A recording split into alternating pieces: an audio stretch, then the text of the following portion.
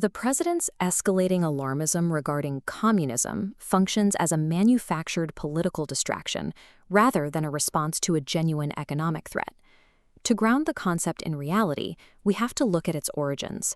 Coined in the 1840s, communism described a system of collective ownership where individuals didn't own private property and worked together for the benefit of all community members. Today's political panic is a recycled psychological weapon from the Cold War. In the 1950s, anti-communist sentiment was used to contrast American ideals with the state atheism of the Soviet Union.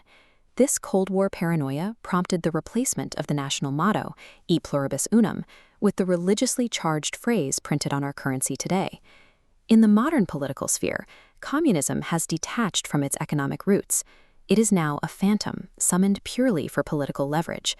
This behavior fits a sociological framework called the imagined presidency. In this model, political power relies on theatrical master narratives and performance rather than actual policy.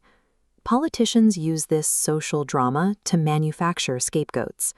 By framing opponents as existential enemies, they trigger intense tribalism within their base.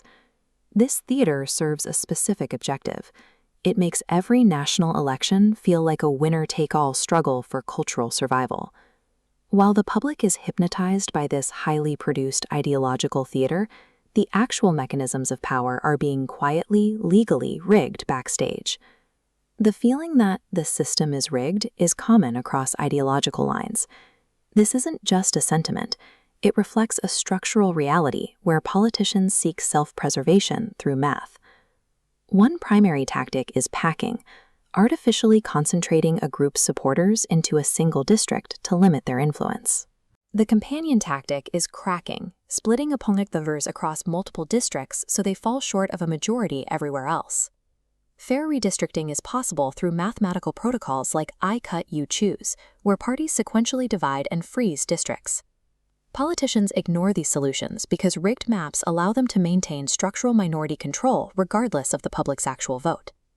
Beyond geographic manipulation, politicians also bypass campaign finance laws. While coordination with super PACs is technically illegal, campaigns have found a way to communicate their wishes publicly. This tactic is called red boxing. Campaigns publicly post instructions to guide allied dark money groups. These documents use bizarre coded phrases like "voters need to see on the go," acting as marching orders for media buys. Red boxing allows massive amounts of dark money to flood the zone, effectively legalizing election subversion by circumventing federal coordination laws. The most significant threat lies at the foundational level.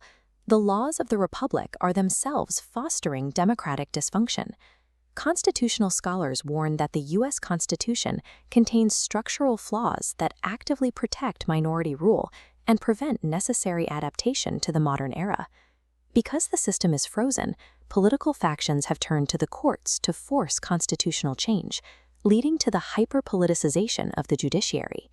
This structural decay replaces genuine legislative deliberation with reckless partisan gridlock. The republic's aging architecture is being actively exploited by a political class seeking to dismantle the system from within. Modern authoritarianism takes hold through the quiet, invisible erosion of institutional norms and the deepening fractures in public trust. The scapegoating of vulnerable groups and the manufacturing of existential enemies provides the necessary cover for this slow institutional decline. The president's theatrical anti-communist rhetoric serves as a smokescreen, intended to hide the mechanical reality of gerrymandering, dark money, and constitutional decay. Recognizing that the system is rigged isn't just a partisan complaint, it is an urgent mandate for concrete reform. Building a more perfect union requires us to look past the political theater and demand the dismantling of the rigged stage itself.